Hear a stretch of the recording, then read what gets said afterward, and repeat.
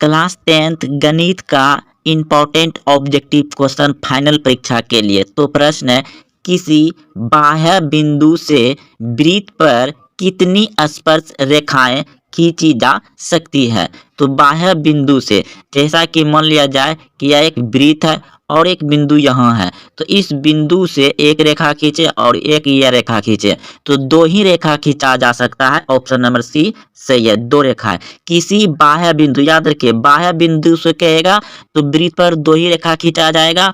और अगर डायरेक्ट बोल दिया जाए कि एक वृत्त पर कितनी स्पर्श रेखाएं खींची जा सकती है, तो अनंत, क्योंकि यह एक मान लिया जाए एक वृत्त है और इस पे स्पर्श रेखा हम बहुत सारा खींच सकते हैं, इधर से खींच सकते हैं, इधर से खींच सकते हैं, इधर से खींच सकते हैं, इधर से, यानी बहुत सारा खींच सकते हैं।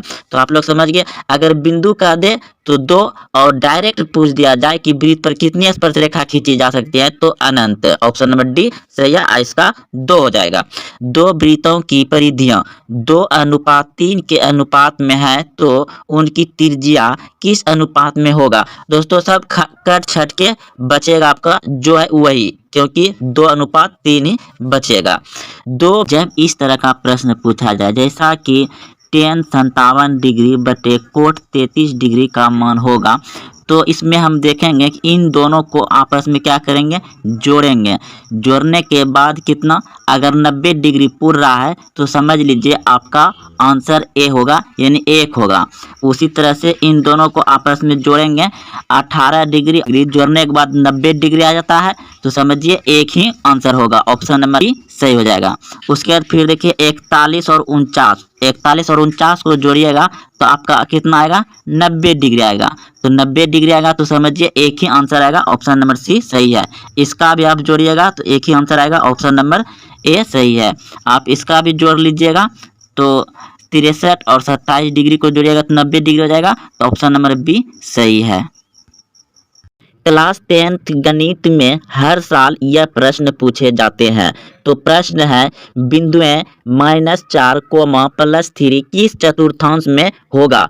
फिर प्रश्न है, -3, -4 किस पद में है। इस तरह का प्रश्न को बनाने के लिए आपको यह चित्र को ध्यान में रखना होगा। तो प्रथम चतुर्थांश यानी कि पहला पद में आपका आएगा प्लस प्लस, पहला पद में क्या आएगा, प्लस प्लस। दूसरा पद में आएगा माइनस प्लस, और तीसरा पद यानी कि तीसरा चतुर्थांश में आएगा माइनस माइनस, और चतुर्थ यानी कि चौथा में आएगा आपका प्लस माइनस। तो दोस्तों आप सभी समझ गए हैं कि जो माइनस प्लस यानी दो रंगा चिन्ह होता है तो वह द्वितीय चतुर्थांश यानी कि दूसरा पद में आता है। तो ऑप्शन बी सही है।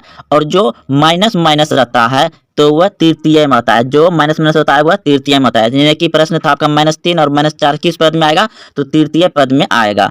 और बिंदु प्लस माइनस है तो प्लस माइनस जो आएगा आपका चतुर्थ में आएगा। ऑप्शन नंबर डी सही है। अगर आपका प्लस और दोनों प्लस रहता है तो ये प्रथम स्थान में आता है। तो इसमें भी माइनस प्लस है तो ये भी आपका चतुर्थ स्थान में आएगा। ऑप्शन नंबर डी सही है।